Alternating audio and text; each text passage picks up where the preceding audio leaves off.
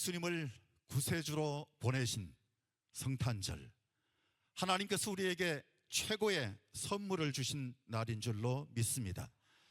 이름을 예수라 하라, 구약성경의 여호수아와 같은 이름인데 여호와는 구원이시다, 그런 뜻입니다. 여호와는 구원이시다. 마태 역시 예수님은 백성들을 그들의 죄에서 구원할 자라고 하는 뜻에서 같은 의미로 사용하고 있는데, 죄에서 구원하실 자, 그래서 우리는 성탄을 기뻐하고 또 기뻐해야 될 줄로 믿습니다. 모든 사람들이 죄를 범하였음에 하나님의 영광에 이르지 못하더니, 죄 문제는 스스로 괜찮아, 자기 스스로 다짐하고 또 다짐해도 늘 찜찜한 것, 우리가 스스로 해결할 수 없는 것. 그런데 하나님이 그 죄 문제를 해결할 자로 예수님을 이 땅에 보내주셨다는 것, 이것은 가장 큰 복음이라고 볼 수밖에 없는 것, 온 인류를 위한 하나님의 큰 선물이시다, 그런 생각을 가지시면 될 것입니다. 23절 말씀에 보라, 처녀가 잉태하여 아들을 낳을 것이요 그 이름을 임마누엘이라 하리라. 임마누엘, 번역하면 하나님이 우리와 함께 계신다, 그런 뜻입니다. 하나님이 우리와 함께 계신다. 구세주로 오신 예수 그리스도가 우리와 함께 해주신다고 하는 것은 늘 우리를 든든하게 하는 것이고 자신감을 갖게 만드는 것이고, 세상 어디에 가도 두려워할 이유 없이 하나님이 나와 동행하신다, 이것은 우리에게 큰 위로가 되고 힘이 되고 우리의 피난처가 되고 반석이 되고, 우리가 그 어떤 것보다도 힘찬 삶을 살게 만들어주시는 하나님의 축복인데, 잠깐 동안 우리에게 머무르다 가시는 하나님이 아니시라 하나님께서는 영원토록 우리와 함께 하신다고 약속해 주셨습니다. 세상 끝날까지 늘 함께 하실 하나님이란 사실을 생각해 본다면, 하나님은 우리 곁을 떠나지 아니하시고 버리지도 아니하시고 늘 곁에서 힘이 되어 주신다고 하는 큰 축복이라고 하는 사실을 우리는 잊지 말아야 할 것입니다. 하나님은 아브라함에게 말씀하실 때 특별히 본토 친척 아비 집을 떠나라고 명령을 하실 때 이런 약속을 주십니다. 창세기 12장에 보면 내가 너로 큰 민족을 이루고 내게 복을 주고 내 이름을 창대하게 하리니 너는 복이 될지라. 하나님은 아브라함에게 늘 함께 하겠다고 약속하시면서 복이 될지라, 그냥 함께하는 것이 아니라 우리에게 복을 주시는 하나님이시다 하는 사실을 약속해 주신 것, 이 약속은 아브라함에게만 주어진 것이 아니라 그의 후손인 야곱에게도 같은 말씀으로 주어지게 되는데, 창세기 28장 15절에 보시면 내가 너와 함께 있어 네가 어디로 가든지 너를 지킬 것이라. 어디로 가든지 너를 지킬 것이라. 하나님이 그렇게 약속의 말씀을 주셨습니다. 뿐만 아니라 이스라엘 백성들이 애굽 땅에서 종살이하고 있을 때 모세를 보내시면서 주님이 주셨던 약속의 말씀, 출애굽기 33장 14절에 보면 내가 친히 가리라, 그렇게 말씀하십니다. 내가 너와 함께 갈 것이다, 그 약속을 주셨던 것입니다. 모세에게 그 약속을 주셨던 하나님은 모세의 후계자인 여호수아에게도 동일한 말씀을 주시는데, 신명기 31장 6절 말씀에 보면 강하고 담대하라, 내가 너와 함께 함이라. 내가 너를 떠나지 아니하고 버리지 아니하리라. 하나님은 임마누엘의 하나님이십니다. 우리와 함께 하시는 하나님, 임마누엘의 하나님. 그래서 임마누엘 하기 위해서 친히 사람의 몸을 입고 이 땅에 찾아오신 것, 이것을 요한은 요한복음 1장 14절에서 말씀이 육신이 되어 우리 가운데 거하심에 우리가 그의 영광을 보니 아버지의 독생자의 영광이요 은혜와 진리가 충만하더라 그랬습니다.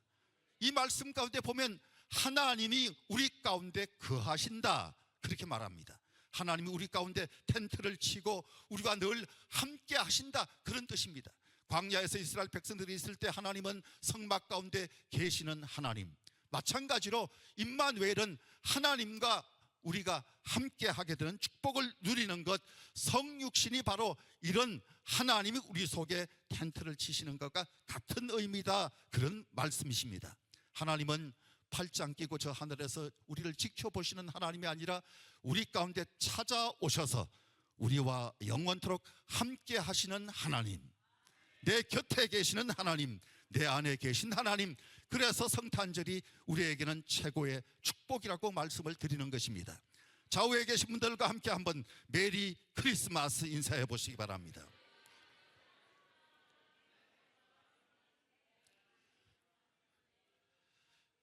근데 교회에서만 메리 크리스마스를 듣는 것이 아니라 세상 사람들도 똑같이 메리 크리스마스 그렇게 인사합니다. 그러면서 메리 크리스마스라고 말은 하는데 연인끼리 만나야 되는 날로 오해하고 있어요. 자기들끼리 모여서 축제하는 것으로 오해합니다. 크리스마스가 뭡니까? 크리스마스는 크라이스트, 그리스도, 그리고 메스, 마스, 이게 바로 미사 그런 말입니다. 그러니까 크리스마스라고 하는 말은 예수님을 경배하는 거예요. 예수님께 경배하는 것, 그게 바로 크리스마스예요. 메리 크리스마스는 예수님이 오신 것을 기뻐하면서 예배하면서 하는 표현이 바로 메리 크리스마스인데, 세상 사람들이 메리 크리스마스를 교인들만큼 잘합니다. 어쩌면 우리보다도 더 열심히 그렇게 인사를 하는지 모르겠어요. 영국 왕실 같은 경우는 이날을 기념해서 예배를 드렸습니다. 그런데 평민들 같은 경우는 이날에 예배를 하지 않고 축제를 했습니다. 축제를 했어요. 그래서 사람들이 예배하기도 하고 축제하기도 하는구나, 뭐 그런 생각을 가지게 되었는데, 영국 왕실은 메리라고 쓰는 표현이 왠지 성스럽지가 못하다. 그래서 그들은 메리 크리스마스라고 하지 않고 해피 크리스마스 그렇게 표현을 했습니다. 해피 크리스마스.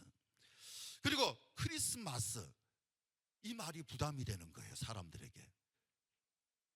그리스도께 경배도 안 하면서 메리 크리스마스 또는 해피 크리스마스 그러고 있는 거거든요.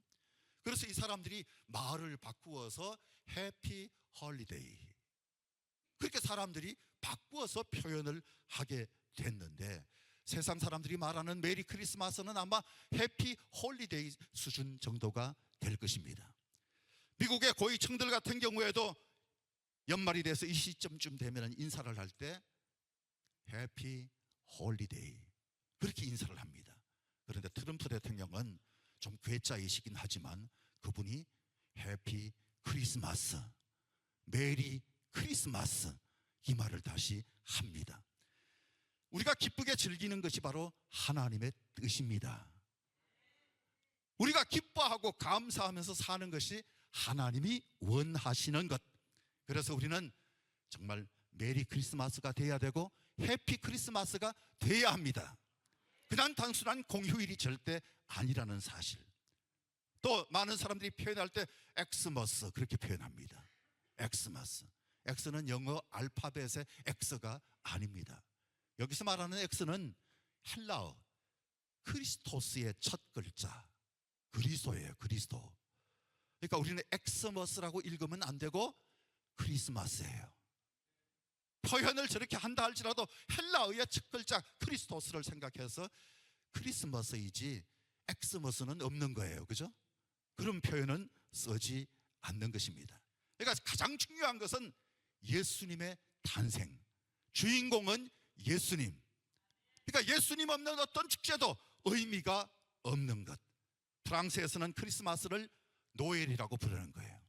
그래서 프랑스 말로 노엘 노엘 우리가 그렇게 찬송을 한 겁니다.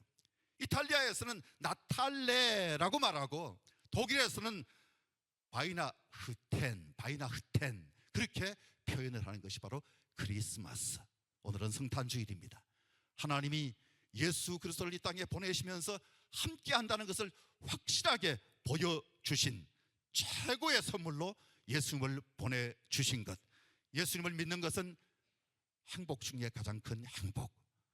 예수님 만난 것을 기뻐하시고 행복한 모습으로 지내시되, 꼭 기억해야 할 것은 마태복음 28장 20절에서 말씀하신 대로 볼지어다 내가 세상 끝날까지 너희와 항상 함께 있으리라. 너희와 항상 함께 있으리라. 꼭 기억하시면서 가장 기쁜 마음으로, 가장 존경하는 마음으로, 사랑하는 마음으로 오늘 예배드리고 난 다음에 성탄절에 해피 홀리데이 즐기기 위해서 어디로 도망가지 마시고 하나님 앞에 예배하는데 성공하시기 바랍니다.